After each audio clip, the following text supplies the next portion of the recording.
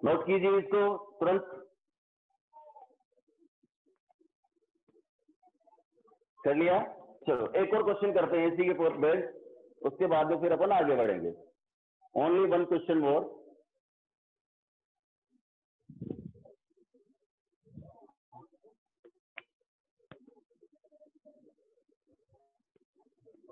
A body of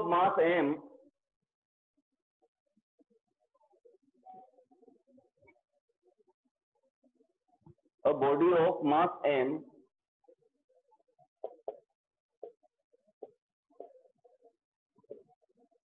moving with velocity v collides with another body of mass 2m which is at rest। ठीक है? After collision, the first body becomes at rest, then the velocity of second body।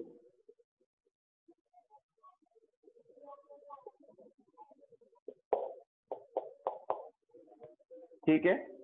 ये question आया था बेटा medical examination में, बहुत easy है। आप अगर इसको थोड़ा सा ध्यान से समझोगे,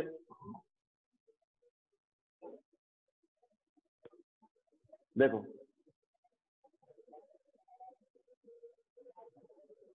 सिचुएशन क्या है। कभी भी फिजिक्स के क्वेश्चन करें आप सिचुएशन जरूर ड्रॉ करें।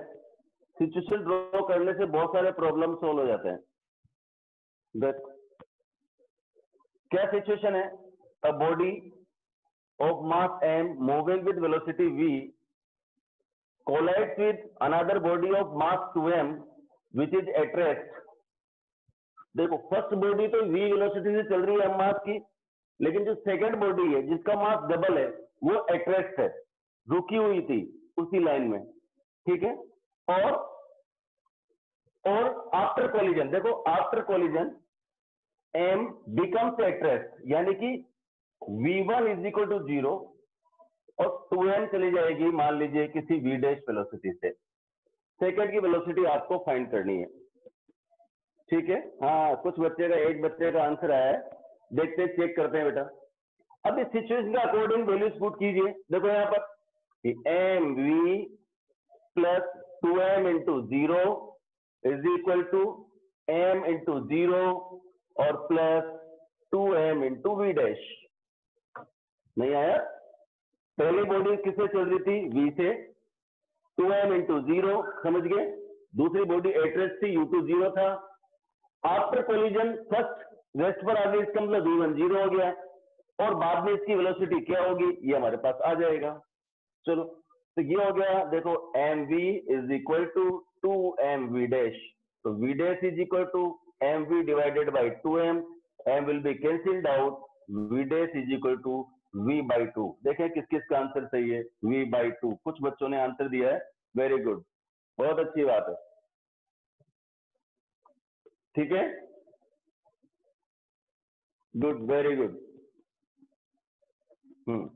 अच्छा बच्चे एक बात और बताओ, आप लोगों को ट्रिग्नोमेट्री आती है ना? You know the trigonometry?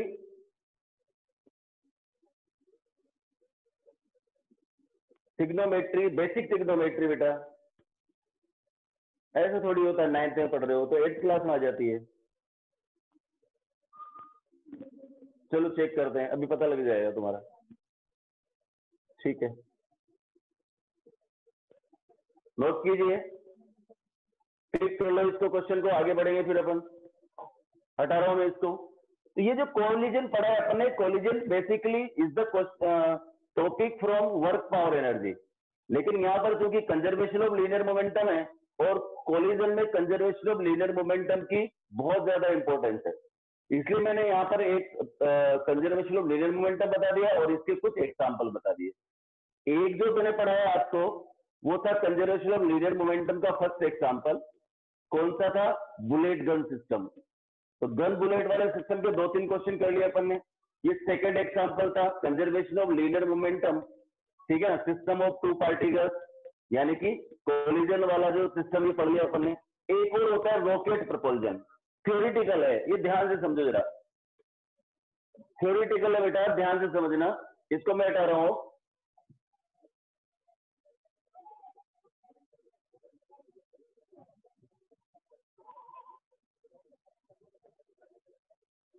हालांकि इसका बड़ा सा डेरिवेशन है, लेकिन वो मैं यहां नहीं बताऊंगा तुम लोगों को, तुम लोगों को सिर्फ थ्योरी बताऊंगा। ध्यान से देखो जरा, थ्योरी ऑफ रॉकेट प्रपोल्जन या प्रिंसिपल ऑफ रॉकेट प्रोपल्जन, ठीक है। जैसे बोलता हूं ना बार बार, ये रॉकेट साइंस थोड़ी है, ये रॉकेट साइंस का एक छोटा सा नमूना है, बस छोटा सा, कि क्या होता है। ध्यान से देखो, थ्योरी ऑफ रॉकेट प्रोपल्जन, ठीक है। रॉकेट का जो प्रिंसिपल है दो चीजों पर बेस्ड है।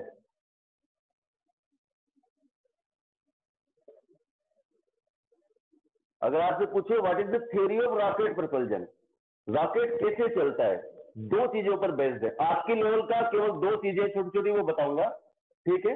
देखो, नंबर 1 पहला होता है इसमें Newton third law, third law of motion. और थर्ड लॉ ऑफ मोशन आपको पता है ना, every action has equal and opposite reaction.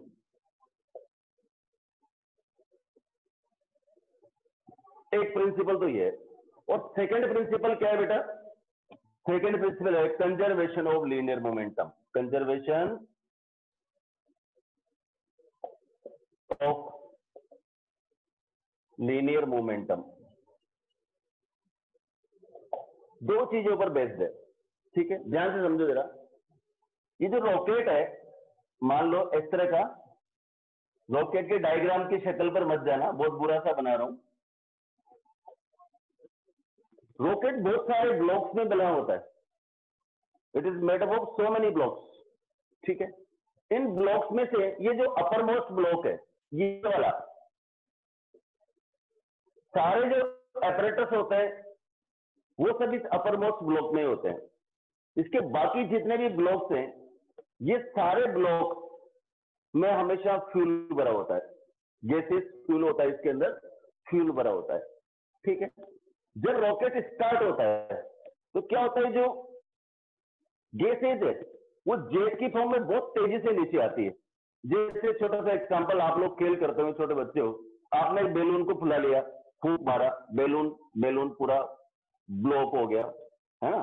उसको ऐसे करो और छोड़ दो। जब बैलून को आपने हवा भर दी उसमें और फिर उसको छोड़ दिया तो क्या होता है, तेजी से जो उसकी एयर है वो बाहर निकलती है और बैलून ऊपर जाता है। उसको बोलते हैं अपन एक्शन रिएक्शन। समझ आ गया? तो रॉकेट प्रोपल्शन का भी जो फर्स्ट प्रिंसिपल है यही है, एक्शन रिएक्शन, करेक्ट है। कैसे देखो, यहां से मान लीजिए इसमें से गैस निकल रही है बहुत तेजी से गैस निकलेगी, और क्या होगा, इसके अपोजिट डायरेक्शन में रिएक्शन लगेगा, और रिएक्शन को जो बोलते हैं यहां पर हम अपवर्ड थ्रस्ट, उस रिएक्शन को क्या बोलते हैं यहां पर, अपवर्ड थ्रस्ट।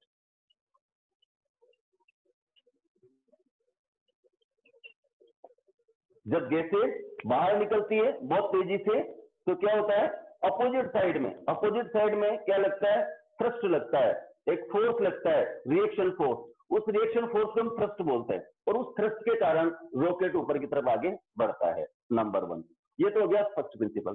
सेकंड जो होता है कंजर्वेशन ऑफ लीनियर मोमेंटम। देखो, मैंने कल सिखाया था आपको कि dp by dt is equal to f। अगर इस सिस्टम का फोर्स एक्सीडेंट है, इसका मतलब फोर्स क्या हो जाएगा, 0, तो P क्या हो गया बेटा, कांस्टेंट।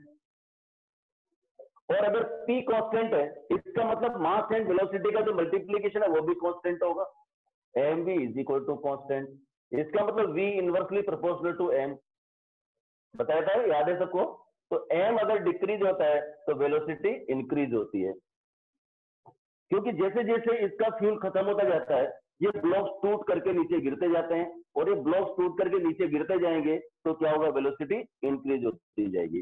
ठीक है, तो rocket propulsion is based on two principle. Number one, third law of motion, that is action reaction, उसमें अपवर्ड थ्रस्ट लगता है।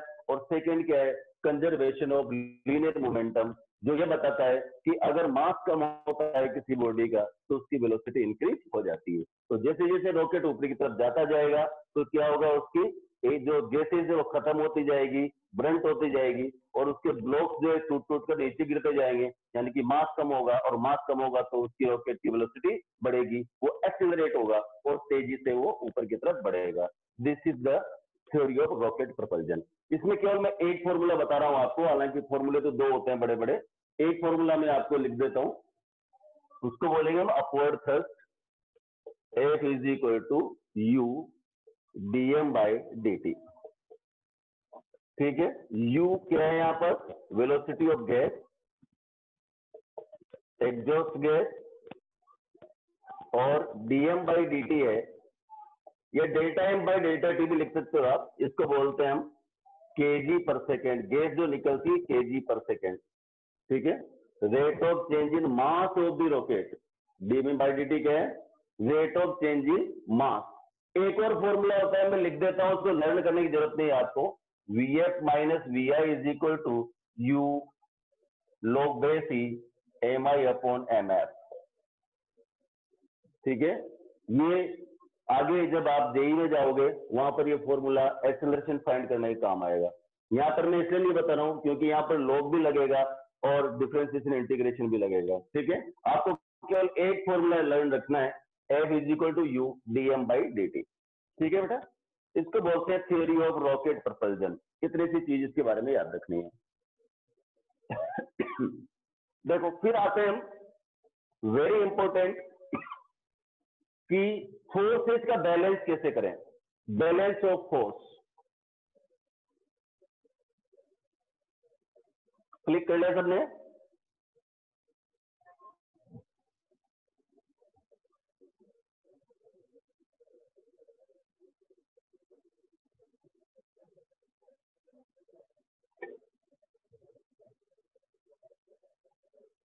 देखो सुनो ध्यान से, equilibrium of forces,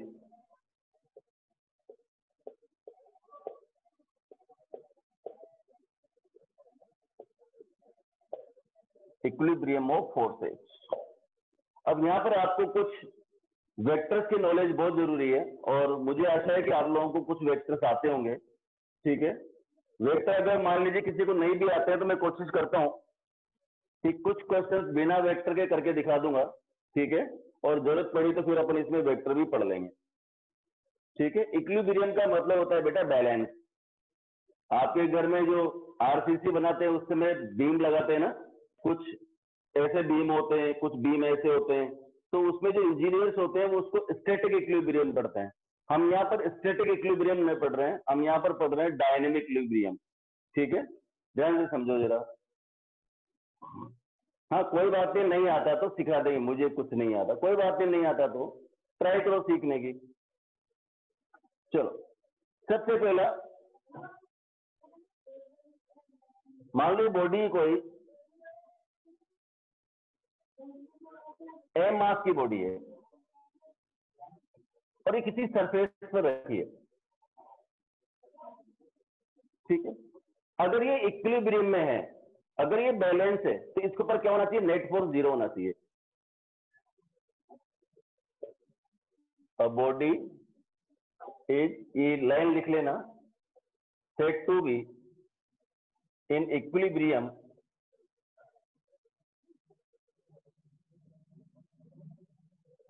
if net force on it 0।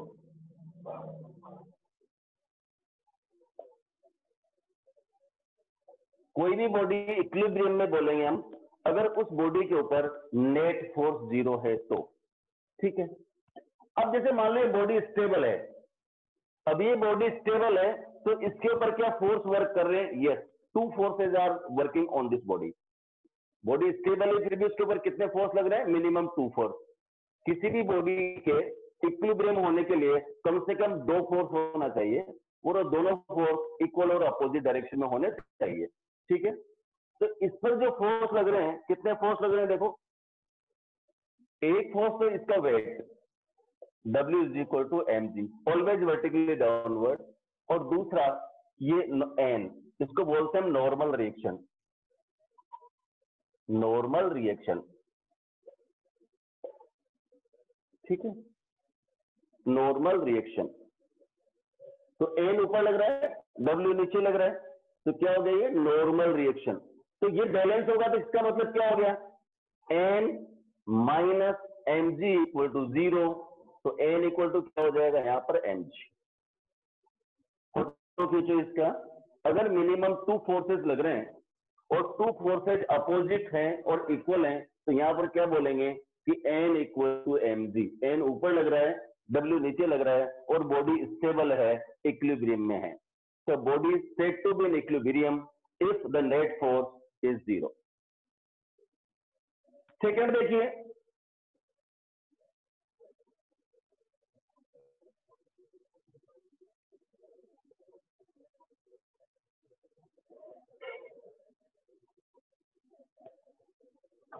Second देखो, सेकंड पॉइंट इसका, मान लीजिए ये कोई बॉडी है जिसका मास 5 kg है,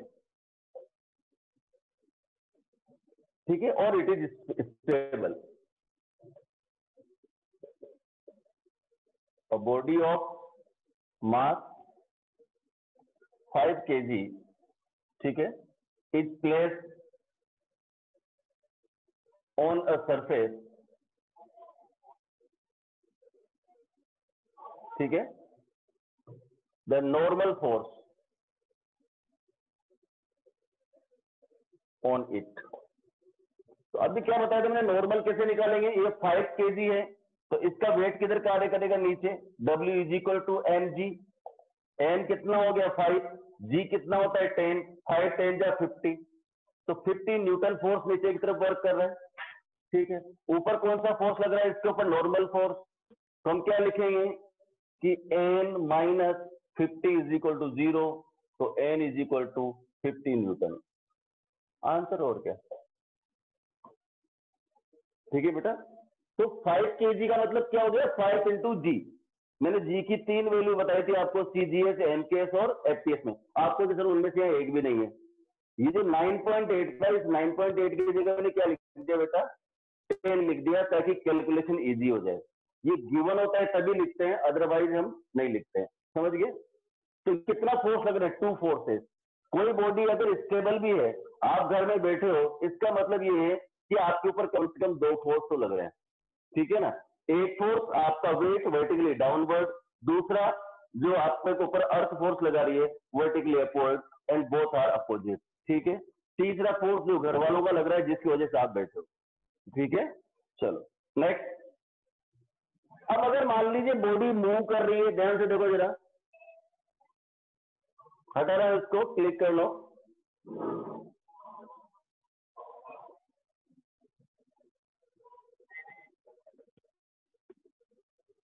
देखो,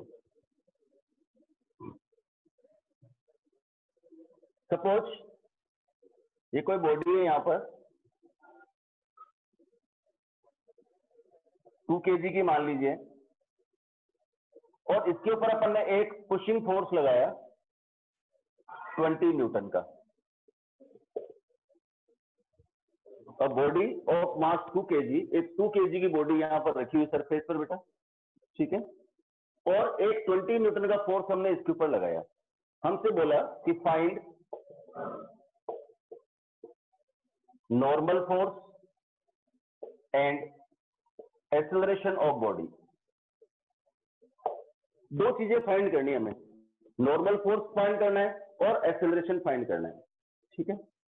अब देखो, इसका वेट तो वर्टिकली डाउनवर्ड होगा, ये तो क्या लिख दोगे आप? W is equal to mg। What is m? 2 g 10, तो कितना होगा बेटा? 20 न्यूटन। और नॉर्मल फोर्स वर्टिकली अपवर्ड।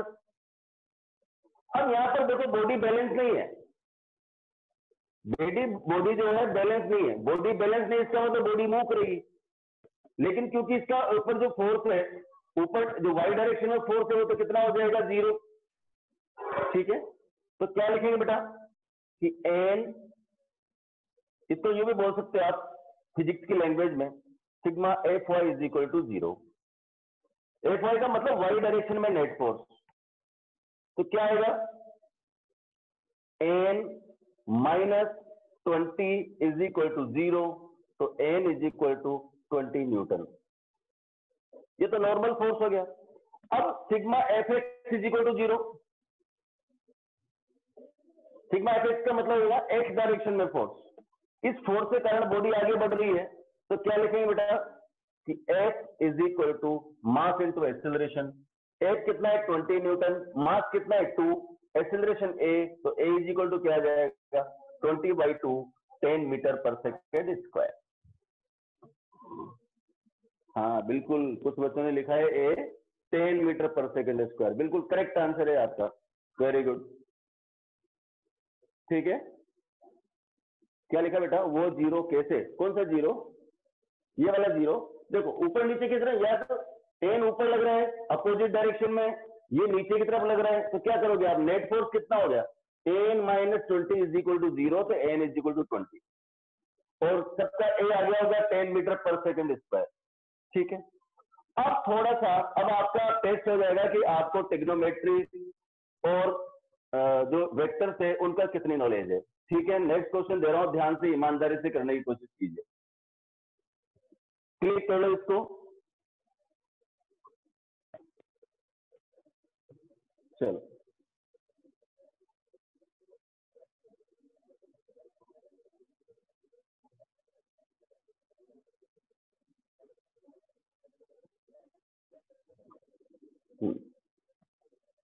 मान लीजिए हमारे पास ये कोई सरफेस पर एक बॉडी रखी है। अब थोड़ा सा जैसे जैसे अपन आगे बढ़ते जाएंगे, मैं इसको टफ करता जाऊंगा बेटा।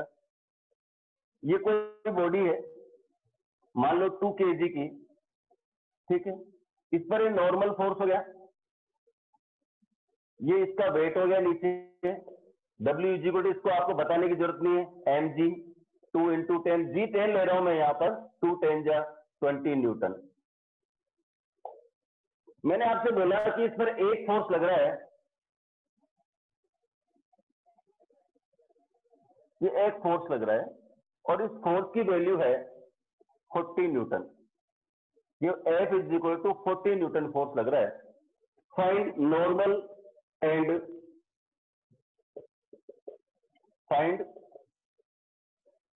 Normal and acceleration of body.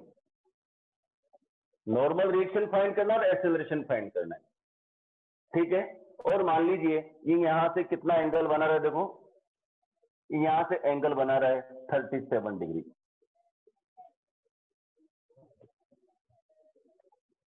नहीं, बोथ आर 20 नहीं होगा। अब थोड़ा सा आपको सीखना पड़ेगा। सिग्मा बेटा सम को दिखाता है।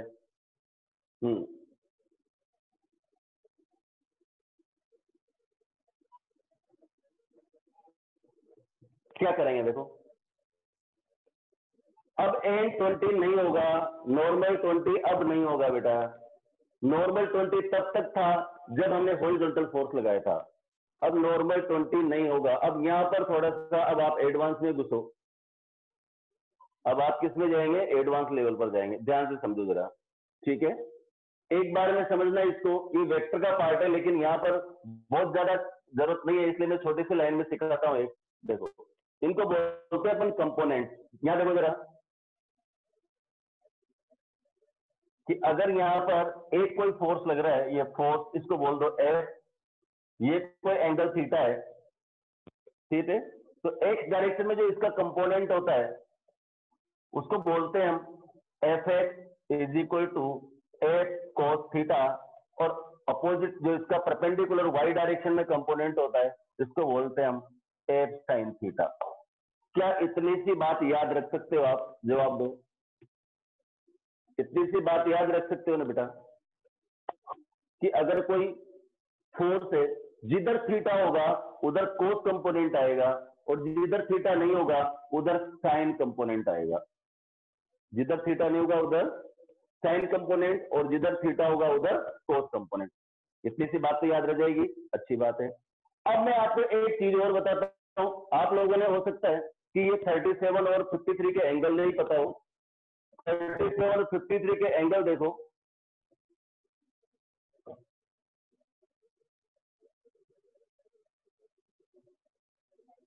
ये मान लीजिए 37 डिग्री का एंगल है, यहां पर हो गया हमारा 3, इसको बोलेंगे 4, इसको बोलेंगे 5, ठीक है। तो यहां से क्या बनेगा, साइन 37 डिग्री ये हो जाएगा परपेंडिकुलर अपॉन हाइपोटेनस, कोस 37 डिग्री 4/5, टेन 37 डिग्री 3/4। क्या ये ट्रिग्नोमेट्री आप लोगों को आती है बेटा? थोड़ी थोड़ी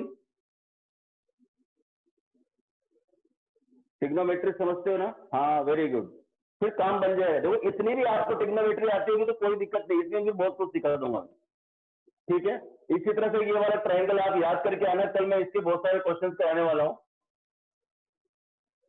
अगर यहां पर 53 डिग्री है, ठीक है, तो ये हो जाएगा हमारा 4, 3, 5।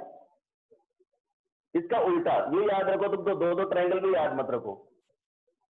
अगर साइन 37 3/5 है तो कोस 37 क्या हो जाएगा 4/5 और टेन 37 3/4, ठीक है। थोड़ा सा रिवाइज करके आना इन सब चीजों का, क्योंकि कल मैं इसका एडवांस लेवल के क्वेश्चंस कराने वाला हूं, ठीक है।